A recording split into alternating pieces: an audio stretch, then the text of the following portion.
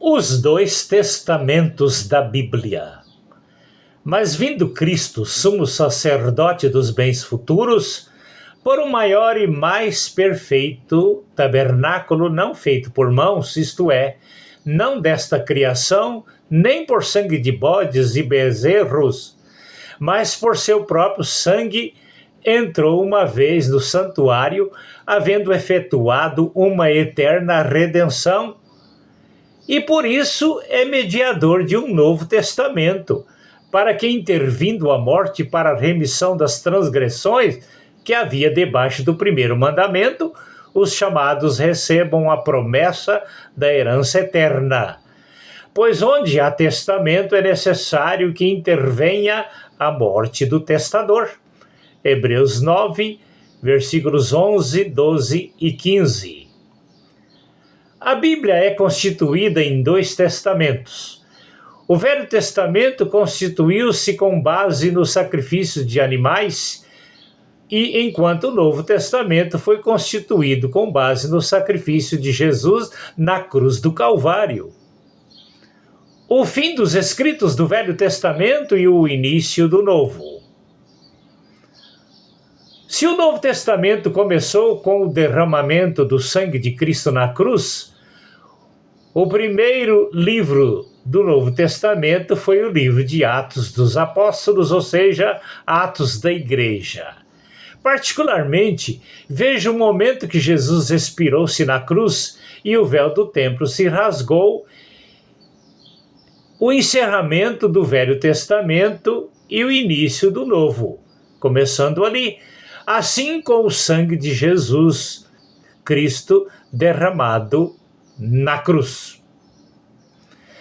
Os 4 evangelhos registraram o ministério terreno de Jesus até o início do Novo Testamento, com o derramamento do sangue de Cristo na cruz. Algumas horas após o derramamento do sangue de Jesus na cruz, a formação do Novo Testamento começou com a ressurreição de Cristo e a inauguração da igreja dele. A pausa histórica do povo de Israel. A pausa histórica do povo de Israel, conforme os registros na carta de Paulo aos Romanos, no capítulo 11, Deus tirou temporariamente o povo de Israel da história para ser ocupado esse tempo pela igreja até a 70ª semana da profecia de Daniel 9 e versículo 27. Diante dos fatos práticos registrados na Bíblia, os escritos do Novo Testamento começaram com o livro de Atos da Igreja, indo até o livro do Apocalipse. O tempo do Segundo Templo e do povo de Israel na história encerrou-se temporariamente com a morte de Jesus. Deus permitiu os romanos destruírem o Segundo Templo e dispersarem os judeus para as nações no ano 70 da era cristã, porque para Deus, desde a morte de Jesus, o Segundo Templo havia perdido seu sentido, pois Deus havia saído do templo de pedras para habitar nos templos do Espírito Santo, que é a igreja, e diante disso, o tempo para os judeus havia encerrado e só retornaria na história com a construção do terceiro templo. É bom lembrar que o tempo para a liberação de Deus para a construção do terceiro templo já aconteceu nesses últimos dias. Diante disso, o tempo da igreja na história encerrou-se e logo ela será arrebatada para Deus e seu trono. Apocalipse 12, 5. Pois o tempo hoje é do povo de Israel, na última semana da profecia das 70 semanas de Daniel, Daniel capítulo 9, versículos 24 a 27. O arrebatamento da igreja. A grande tribulação é um juízo permitido por Deus e será executado pela besta apocalíptica. João 5, 24 e Romanos 8, 1 dizem que não há mais juízo para a igreja, a noiva de Cristo.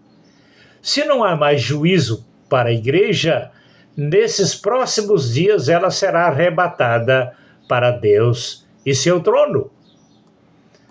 Alguns argumentam que a igreja passará pela grande tribulação. Na parábola das 10 virgens, contextualizada na parábola dos talentos, Mateus 25, de 1 a 30, as 5 virgens prudentes, contextualizada nos 2 servos fiéis, serão arrebatados para as bodas do Cordeiro no céu. As 5 virgens insensatas e o servo inútil serão expostos à grande tribulação. Quanto às 10 virgens divididas em 2 grupos de 5, um servo inútil, foram números simbólicos citados por Jesus sobre a igreja do arrebatamento e a igreja que passará pela grande tribulação. Mateus 25, versículo 30, diz que o servo inútil será lançado nas trevas exteriores, onde haverá pranto e ranger de dentes. Pranto e ranger de dentes significam a grande tribulação. Ao lermos Apocalipse 6, 9 a 11 e Apocalipse 7, 13 a 17, percebemos que uma parte da igreja figurada nas 5 virgens insensatas e no servo inútil passarão pela grande tribulação e chegarão ao céu, ajuntando-se à igreja arrebatada. Apocalipse 20, versículo 4. Quanto ao tempo do arrebatamento, alguns analistas dizem que o arrebatamento acontecerá após a grande tribulação. Apocalipse 19, versículo 14, nos mostra a igreja acompanhando Cristo a partir do céu na sua segunda vinda para dar fim à grande tribulação e assessorar Cristo no julgamento das nações e no reino milenar. Para a igreja descer com Cristo, ela terá que ter subido antes no arrebatamento. O Novo Testamento foi a assinatura de Jesus com o seu próprio sangue para a salvação da igreja e no dia da sua segunda vinda, a salvação dos judeus. Mateus 25, 34, Romanos 11, 26 e Apocalipse 5, 9 e 10.